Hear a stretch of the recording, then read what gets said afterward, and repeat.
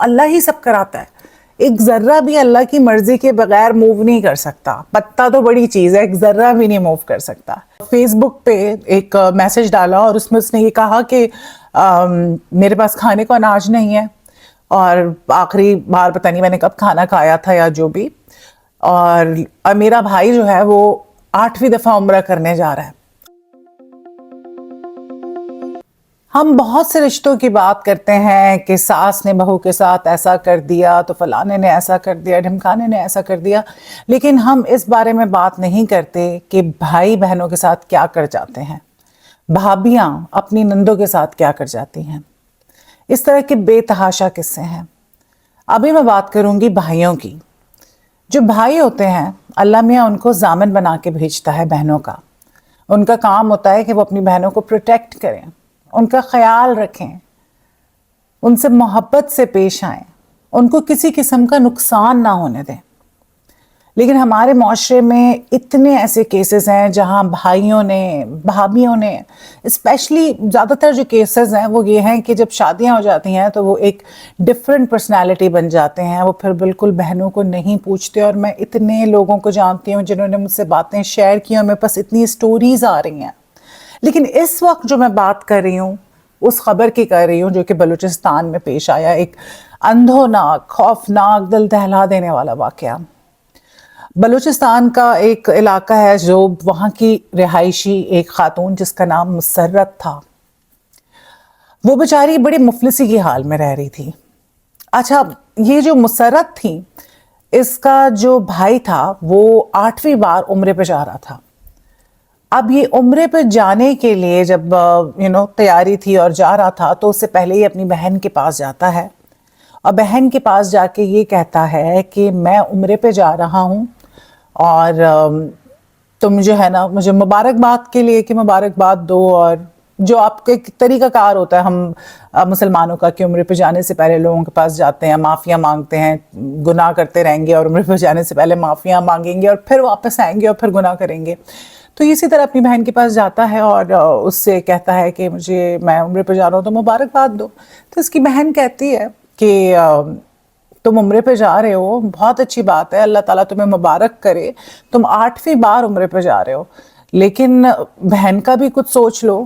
میرے گھر کے اتنے برے حالات ہیں, مکان کا جو مالک ہے وہ آتا ہے, وہ کرایہ مانگتا ہے, دھمکی دے رہا ہے کہ گھر سے نکال دے گا, میرے پاس کرائے کے پیسے نہیں ہیں, میرے گھر میں اناج نہیں ہے, میں بہت برے حالت میں رہ رہی ہوں.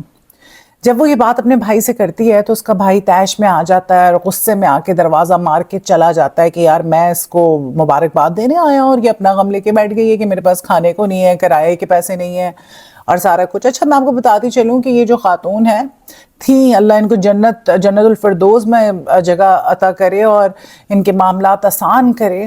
اور یہ جو خاتون تھیں انہوں نے یہ فلاحی کام بھی کرتی تھیں. دیکھیں, جس کے پاس پیسہ نہیں ہوتا اس کا اللہ نے اتنا ہی بڑا دل رکھا ہوتا ہے. یہ فلاحی کام بھی کرتی تھی, جو ان کے پاس پیسہ آتا تھا وہ لوگوں کی مدد بھی کرتی تھی اس سے. اچھا, اب یہ عمرے پہ چلا جاتا ہے بھائی اپنی بیگم کے ساتھ. جب یہ جاتا ہے عمرے پہ تو یہ جو مسرت بیوی تھیں, یہ جو ہے نا بعض اوقات آپ کا زخم اتنا گہرا ہوتا ہے کہ آپ پوری زندگی ناانصافیاں برداشت کرتے ہیں لوگوں کی, پھر ایٹ ون پوائنٹ آپ سے رہا نہیں جاتا. آپ انزائٹی میں ہوتے ہیں, آپ اتنے ڈپریشن میں آ جاتے ہیں کہ آپ پھر بول پڑتے ہیں. جیسے مسرت نے بولا, شکوہ کیا بھائی سے, اپنوں سے ہی شکوہ کرتے ہیں. اب بہن بھوکی مر رہی ہے, گھر کا کرایہ نہیں ہے اور عمرہ کرنے جا رہا ہے. اب یہاں پہ لوگ بولیں گے, ہم لوگ کہا یہ جاتا ہے کہ اللہ ہی بلاتا ہے, اللہ ہی سب کراتا ہے.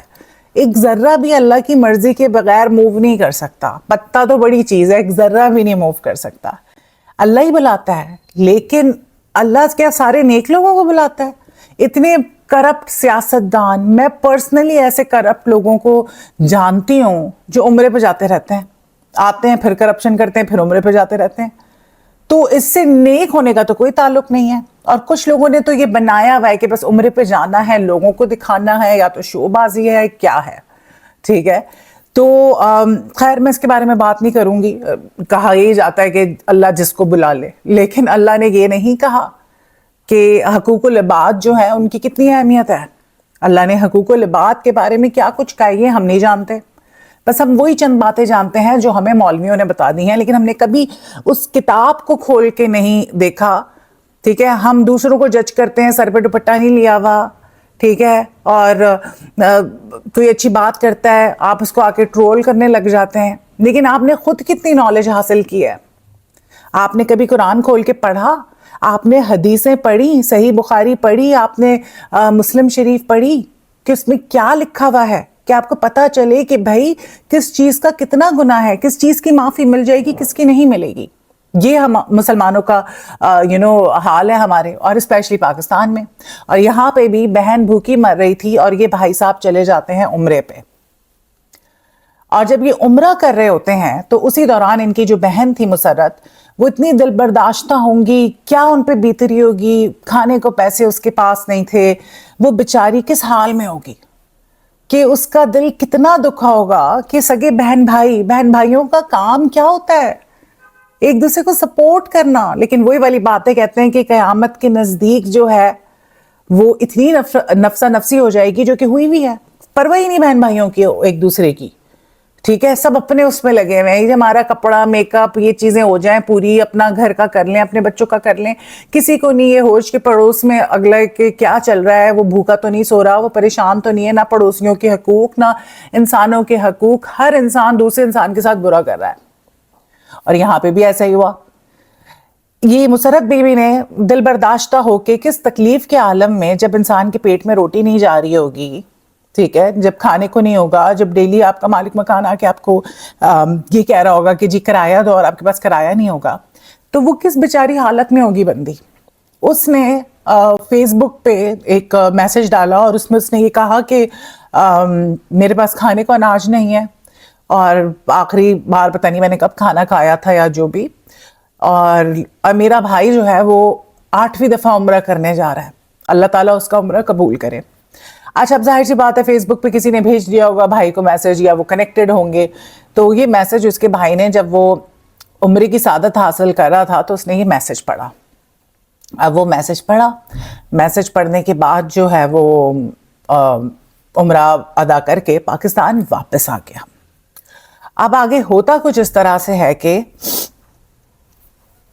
اب یہ بھائی جو ہے یہ عمرہ کر کے واپس آتا ہے اپنی بہن کو جو ہے وہ کہتا ہے کہ میں نے جو ہے تمہارے لیے ڈنر رکھا ہے گھر میں، جو بھی کھانا وانا، تو تم آ جاؤ میرے پاس۔ پہلے تو یہ سوچتی کہ میں نے فیس بک پہ میسج ڈالا تھا، اس کے باوجود یہ مجھے بلا رہا ہے۔ پھر اس کو خیال آتا ہے، بہن ہوتی ہے نا، تو بہن ہمیشہ بھائی سے اچھی توقعات رکھتی ہے، اس کو خیال آتا ہے کہ شاید اس کو احساس ہو گیا ہو میری تکلیف کا، اور اسی وجہ سے یہ مجھے بلا رہا ہو، یہ میری مدد کرنا چاہتا ہوگا، وہ یہ سوچتی ہے، اور وہ اس کے گھر چلی جاتی ہے۔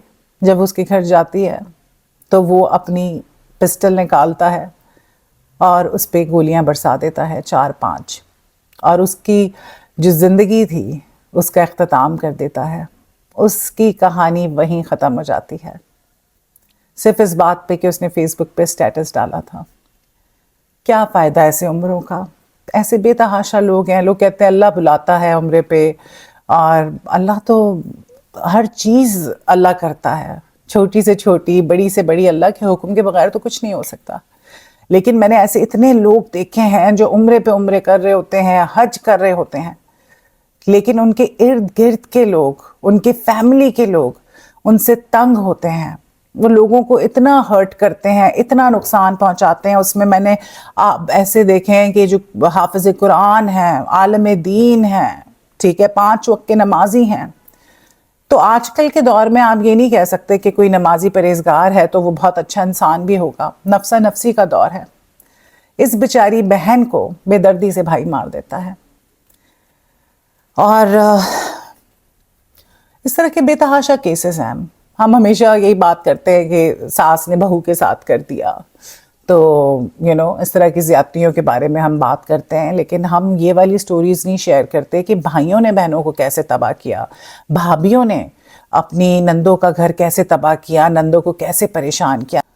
میرے پاس اتنی ساری سٹوریز آ رہی ہیں کیونکہ میں نے کہا تھا کہ میرے ساتھ اپنی سٹوریز شیئر کریں، جو چیز آپ لوگ چاہتے ہیں شیئر کرنا وہ کریں، تاکہ ہم سٹوریز بھی شیئر کریں، لوگوں کو بتائیں کہ کس طرح سے کسی کے ساتھ زیادتی ہو رہی ہے، किसी को शायद शर्म आ जाए इस बात से। अब यहीं पर मुझसे किसी ने एक स्टोरी शेयर की, अपनी आप बीती शेयर की बेसिकली, जहाँ पे भाई भाभी ने किस तरह ये जो लड़की है टेली कम्युनिकेशन में ये काम करती है, इसकी स्टोरी मैं आपको खैर बाद में बताऊंगी, लेकिन अभी फ़िलहाल हम बात करते हैं हकूकुल इबाद की, जो जिसके बारे में आजकल कोई नहीं सोचता। सिर्फ ये उम्रे पे जा रहे हैं, हजों पे जा रहे हैं, नमाजें पढ़ रहे हैं, सब कर रहे हैं, लेकिन बैठ के लोगों को जज कर रहे हैं। हकूकुल इबाद जो है उसके बारे में नहीं सोचता, लोगों को हर्ट कर रहे हैं, उसका क्या अल्लाह माफ़ कर देगा हकूकुल इबाद? अल्लाह कहता है कि मैं अपने हकूक तो माफ़ कर दूंगा, लेकिन हकूकुल इबाद पे जो है ना आपकी बहुत पकड़ होने वाली है। मुस्लिम में हदीस है, वो तो इस तरह की है कि वो बहुत लंबी हदीस है, मैं आपको शॉर्ट करके सुनाऊंगी और यहाँ पे लगा भी दूंगी ताकि किसी को ये ना हो कि मैं सिर्फ अपनी तरफ से ही बात कर रही हूँ, वो मैं ढूंढ के यहाँ पे ज़रूर लगाऊंगी। तो जो मुस्लिम शरीफ वाली जो हदीस है वो तो इंसान जब पढ़ता है, सुनता है, तो उसके रोंगटे खड़े हो जाते हैं।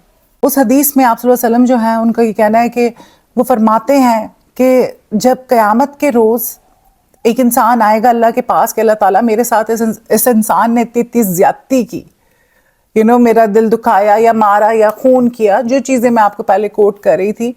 तो जो दूसरा इंसान होगा जिसकी पहाड़ जितनी नेकियां होंगी, जिसमें आप कह लें कि गिनवाया गया कि नमाज, रोज़ा, हज, ज़कात, सारा कुछ, तो अल्लाह कहेगा कि भाई अभी तो करेंसी है, नेकियां करेंसी है बेसिकली, अब तो वो वाला तो नहीं हो सकता हिसाब किताब, तो जाके उससे उसकी नेकियां ले लो तुम।